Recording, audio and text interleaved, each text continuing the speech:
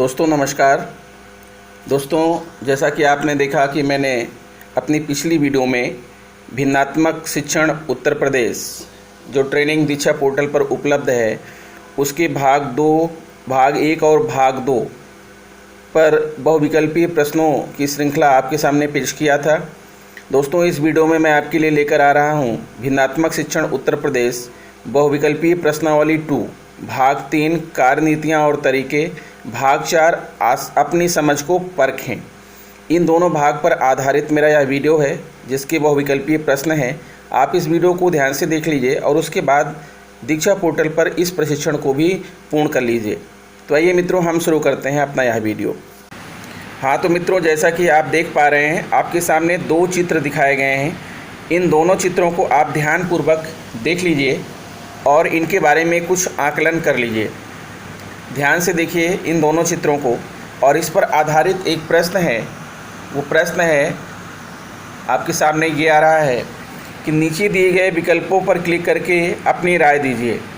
यह चित्र पूरी तरह एक समान है, दोनों में अधिक समानता कुछ भिन्नता है, वह अधिक भिन्न और कुछ समान है, दोनों पूरी तरह से भिन्न हैं। तब आपको इस पर अपनी राय देना है। अब आप अपने क्या राय दे रहे हैं, 4 विकल्पों में से आप चुनिए और चुन करके बताइए। मेरे हिसाब से तो इसका जो है इस प्रश्न का जो विकल्प नंबर 2 है वो सही है कि दोनों में अधिक समानता और कुछ भिन्नता है। दोनों चित्रों में समानताएं ज़्यादा हैं, भिन्नता कम है। अभी हम इसके बारे में चर्चा कर रहे हैं कि दोनों में समानता क्यों है और भिन्नता जो है कम क्यों है। आप देख सकते हैं कि दोनों चित्रों में आपने देखा कि इधर भी जो है कपड़े मतलब यूनिफॉर्म सेम है और इधर भी स्कूल के बच्चों का यूनिफॉर्म सेम है। बैठने की व्यवस्था इधर भी सेम है और बैठने की व्यवस्था इधर भी सेम है। साधन सभी के पास इधर भी सुलभ है और इस साइड में भी किताबें सबके पास साधन सुलभ हैं। तो समानताएं बहुत ज़्यादा हैं और भिन्नता सिर्फ इतना ही है कि इधर जो है कारखाना है, कोई ठोस सामग्री तैयार हो रही है और इस साइड जो है कुछ मूर्त और अमूर्त जो है साधन तैयार हो रहे हैं। सिर्फ इतना ही भिन्नता है।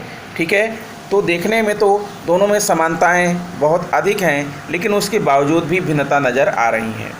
तो इस भिन्नात्मक शिक्षण नामक प्रशिक्षण में हम जो है पढ़ने जा रहे हैं शिक्षण के 4 तत्वों में भिन्नता। शिक्षण के 4 मुख्य तत्वों में भिन्नता क्या क्या हैं?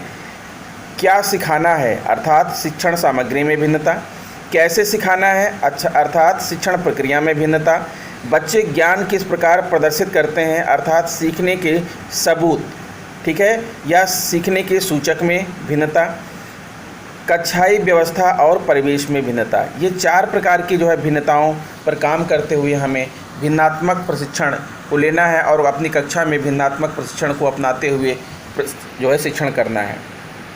अब आइए अगला प्रश्न देखते हैं। ऊपर दिए गए उदाहरण से आप क्या समझते हैं? शिक्षा में भिन्नात्मक सामग्री का अर्थ क्या है? किसी एक विकल्प पर क्लिक कीजिए। शिक्षण सामग्री को बच्चों में बांट दिया जाए, भिन्न सामग्री का इस्तेमाल बच्चों को बहलाने के लिए किया जाए, भिन्न सामग्री का इस्तेमाल बच्चों के स्तर अनुसार किया जाए। तो इसमें से आप किसे सही आंसर मानते हैं? मेरे हिसाब से तो इस प्रश्न का तीसरा विकल्प सही है, यानी भिन्न सामग्री का इस्तेमाल बच्चों के स्तर के अनुसार किया जाए। चलिए अगले प्रश्न की तरफ बढ़ते हैं और देखिए आपके सामने प्रश्न है। आपको क्या लगता है कि इस प्रकार के निर्देश बच्चों को कितनी बार सुनने पर समझ में आएगा? अगर कोई टीचर कक्षा में जाता है और सीधा निर्देशित करता है कि किताबें निकालो, फला पाठ पर चलो और ये चीज़ पढ़ो, तो ऐसा निर्देश जो है बच्चों को कितनी बार सुनने पर समझ में आएगा? पहली बार में समझ में आएगा, दूसरी बार में समझ में आएगा, चौथी या उससे भी अधिक बार में समझ में आएगा? तो इसमें तो यही होगा जो है कि बहुत सारे बच्चों को दूसरी बार में समझ में आ जाएगा लेकिन बहुत सारे बच्चों को चौथी या उससे भी अधिक बार में समझ में आएगा। तो इसका जो आंसर है वो विकल्प नंबर 3 ही होगा, चौथी या उससे अधिक बार में समझ में आएगा। फिर अगला प्रश्न देखिए। अपने कक्षा के बारे में सोचें और बताएं कि निम्न में से किस प्रकार के बच्चे आपकी कक्षा में हैं। आप एक या एक से अधिक विकल्पों पर सही का चिन्ह लगा सकते हैं। पहला है शांत व सुलझे हुए, जो हर विषय आसानी से समझ जाते हैं। फिर दूसरा है बच्चे जो अवधारणा जल्दी समझ जाते हैं और बचे हुए समय में दूसरों को परेशान करते हैं। बच्चे जिन्हें एक विषय को समझने में बहुत ज़्यादा समय लग जाता है। बच्चे जो कुछ विषय तो जल्दी समझ लेते हैं, कुछ विषय नहीं समझ पाते हैं। तो आपको क्या लगता है कि आपकी कक्षा में किस प्रकार के बच्चे होंगे? मैं तो जहाँ तक समझता हूँ कि ये चारों ही प्रकार के बच्चे लगभग हर कक्षा में पाए जाते हैं, इसलिए इसके चारों ही विकल्प जो है वो राइट हैं, चारों विकल्प सही हैं। अगला प्रश्न देखिए, इस प्रक्रिया में क्या हुआ? आप एक या एक से अधिक उत्तर का चुनाव कर सकते हैं। हर बच्चे को अपने कौशल को विकसित करने का मौका मिला। बच्चों पर बेहतर प्रदर्शन करने का दबाव है। बच्चों पर एक समान प्रदर्शन करने का दबाव नहीं था। इस विधि में बच्चों की समझ मुश्किल से बन पाई होगी। तो इस भिन्नात्मक शिक्षण में जो पहला ऑप्शन आपका है वो सही है। हर बच्चे को अपने कौशल को विकसित करने का मौका मिला। और तीसरा है बच्चों पर एक समान प्रदर्शन करने का दबाव नहीं था। फिर अगला प्रश्न देखिए, अपनी ज़िंदगी में आप सबसे ज़्यादा रुचि से जब भी सीखा तो कैसे सीखा? आप एक या एक से अधिक उत्तर का चुनाव कर सकते हैं। किताब पढ़कर, लोगों से बातचीत कर या उनके अनुभवों से, खुद कुछ काम करते हुए। तो मैं तो यहाँ ऑप्शन लगाऊंगा दूसरा और तीसरा, ठीक है, जिसमें दूसरा ऑप्शन सबसे ज़्यादा प्रभावी है, लेकिन दूसरा और तीसरा दोनों ही यहाँ पर सही ऑप्शन माने जाएंगे।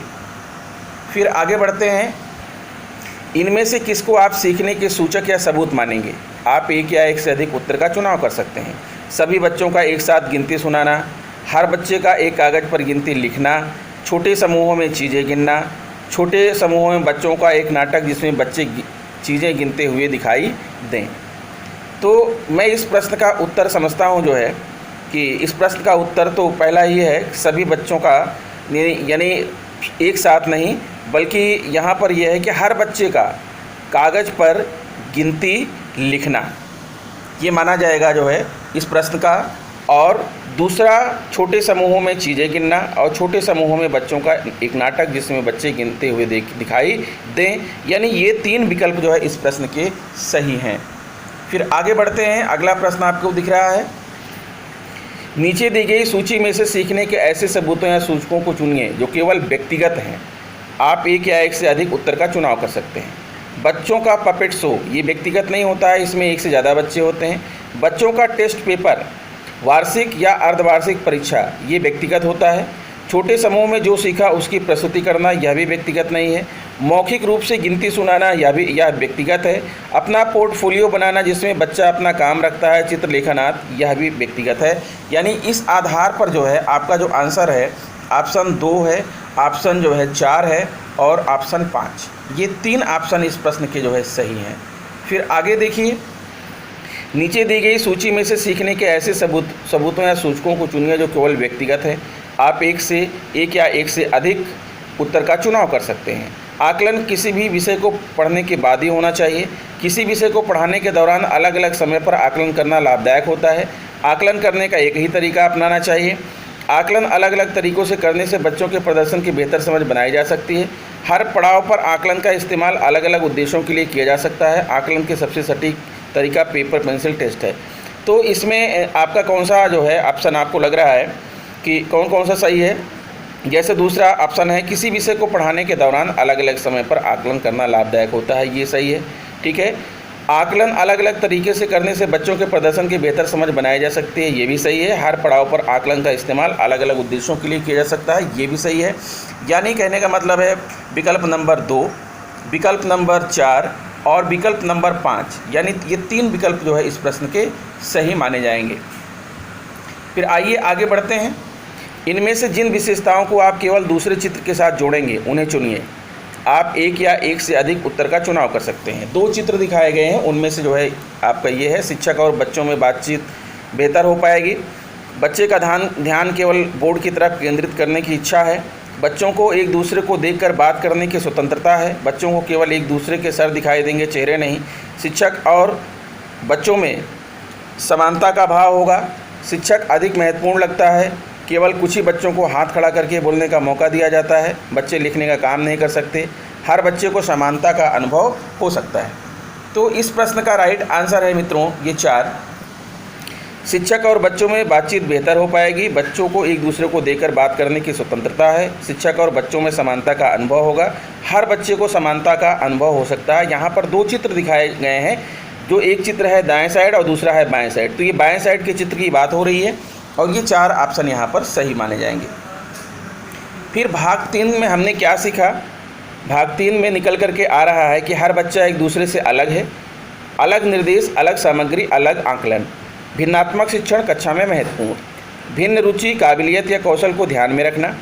उपयुक्त चुनौती, भयमुक्त वातावरण और कक्षा की व्यवस्था और परिवेश। यानी ये रहा भाग 3। अब हम देखेंगे भाग 4 में 10 क्वेश्चन पूछे गए हैं आपके आकलन के लिए। आइए उन 10 प्रश्नों का उत्तर ढूंढने की कोशिश करते हैं। देखिए, पहला प्रश्न है, भिन्नात्मक शिक्षण में भिन्न शब्द को आप किन बातों से जोड़ सकते हैं? आप एक से अधिक विकल्पों पर क्लिक कर सकते हैं। बच्चों को भिन्न शिक्षक पढ़ाते हैं।